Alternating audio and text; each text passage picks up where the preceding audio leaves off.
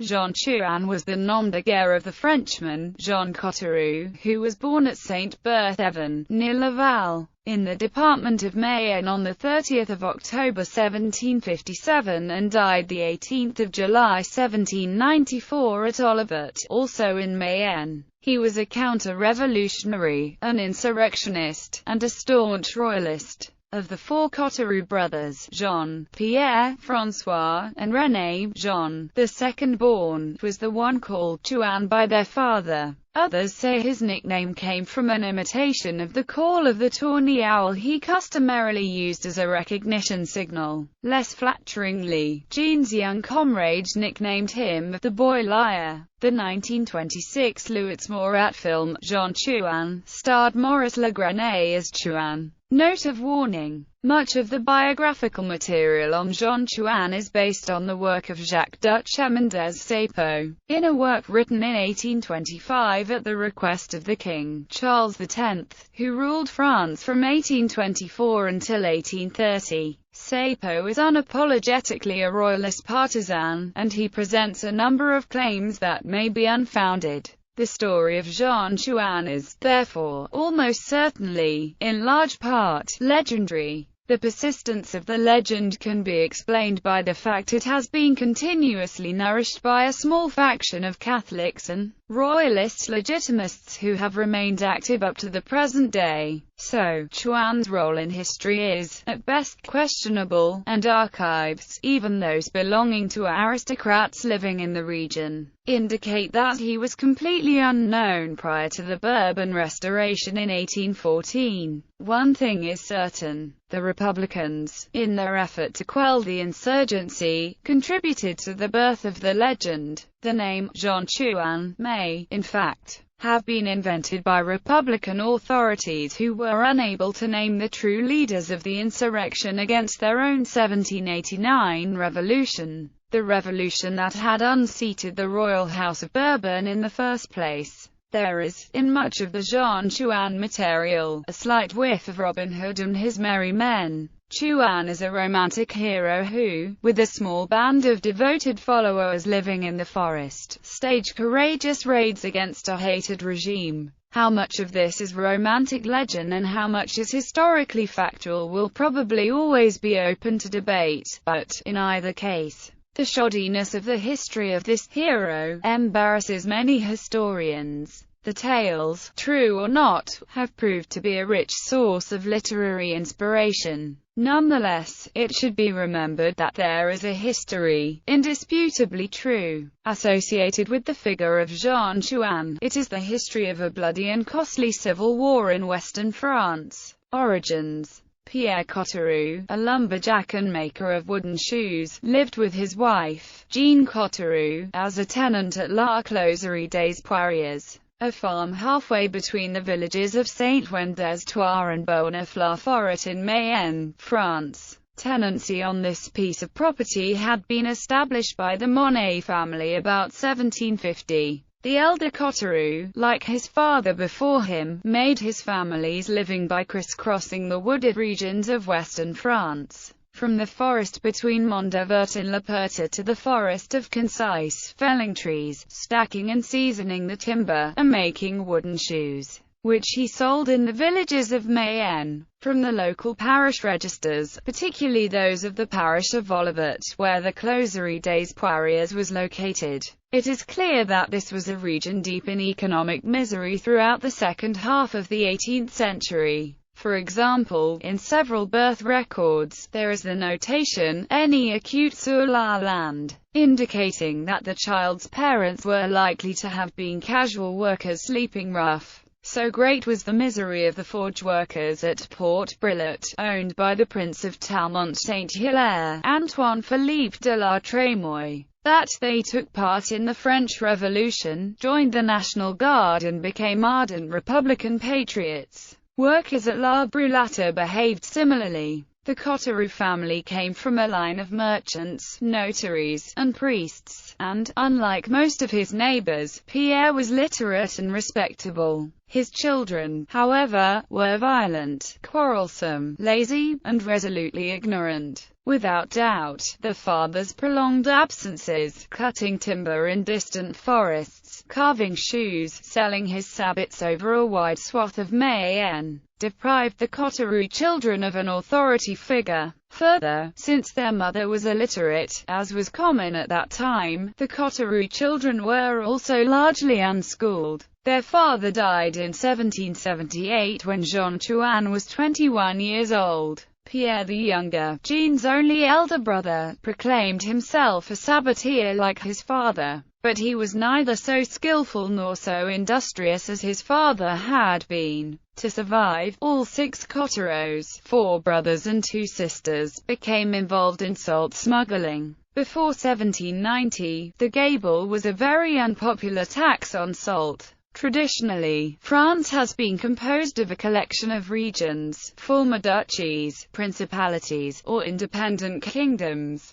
most of which enjoyed long periods of sovereignty, periods when they were all but completely divorced, politically, from the rest of France. Well-known examples of the regions are Normandy, Burgundy, Brittany, and Aquitaine. As an accident of the historical development of an integrated France, these regions had different tax rates for commodities like salt. Whenever there is a disparity in prices or taxes between 2 neighboring jurisdictions, there will be smuggling. For example, L'Aquila is a town in the department of Mayenne, which was a part of the region of Maine, in the 18th century. A high salt tax region. Across the river Vilaine, the neighboring town of Princey, was, with respect to salt, in a tax-exempt region, Brittany. The huge disparity between the price of salt in the 2 towns prompted active smuggling, with salt purchased cheaply in Brittany being moved across the river and sold for a high price in Mayenne. A perpetual guerrilla war between customs officers and salt smugglers simmered in the valley of the Vilaine. Those who engaged in this tax avoidance traffic were known as false salters. The term false salter referred to criminal attempts to falsely represent lightly taxed salt as salt that had already been heavily taxed.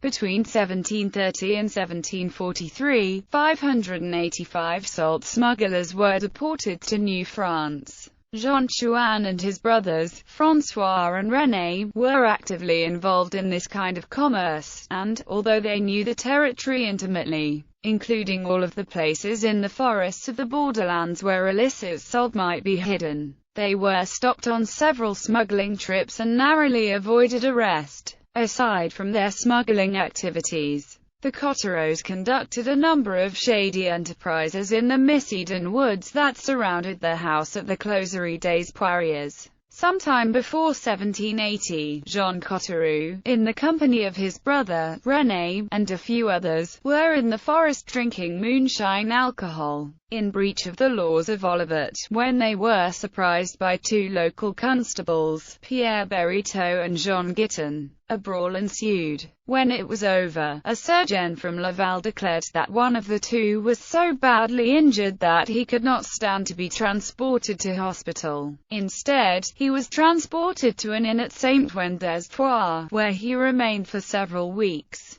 The Coteroux, called before the bar of justice, were ordered to pay for the injured man's medical treatment, and for his room and board during the period of his confinement. This episode was just one of a large number of transgressions engaged in by Jean and his brothers. The thuggish Coteroux, over a period of several years, managed to injure or cripple almost all their neighbors, usually for nonsensical reasons, and, inevitably, one or more of them was brought to court and forced to pay compensation to their victims in order to avoid imprisonment or deportation. This ruined the family financially. Before the French Revolution, in 1780, when he was 23 years old, Jean Chouan was a wanted man. He was also wanted for a more serious crime. With his friend, Jean Poisson, Chouan was alleged to have killed a customs agent, Olivier Jague, with repeated blows of a billy club, in a Saint-Germain-le-Forêt inn. Sentenced to death in absentia, his execution took place in effigy, along with that of his accomplice, Jean Poisson. He had gone into hiding by fleeing the area where he was well known and enlisting, under a false name, in the 37th Infantry Regiment at Chouan in central France. Other sources indicate that his mother, suspecting that he had been abducted by the crown and summarily imprisoned, went to Versailles to ask for his pardon from the king. This is doubtful. In fact, the possibility that Chouan was already in custody is contradicted by the fact that the proceedings initiated against him in 1780 were resumed in 1785. From family recollections and papers gathered by Jacques Duchem and Sapo, he concluded that Jean Chouan spent his time of absence in a distant garrison of the king's army. Jean Chouan was arrested on 18 May 1785 at Bournefleur-Forêt. Under interrogation, he denied any participation in the murder of the customs agent, but he was sentenced to a year in prison anyway. He was more fortunate than his friend, Jean Croissant, who had been apprehended, tried, and convicted earlier. Chouan was not confronted by key witnesses. Some were dead, others had recanted, and others were excused from testifying. Therefore, the prosecutor, in Jubot-Laroche, was unable to cobble together a strong case, and when it was heard on 9 September 1785, the result was a disappointing sentence, a single year in prison. Freed on 9 September 1786, Chouan was immediately rendered to the d'Acute Pot de Mendicité at Rennes, under a decree postmarked 2 August 1786, and he stayed there 3 years.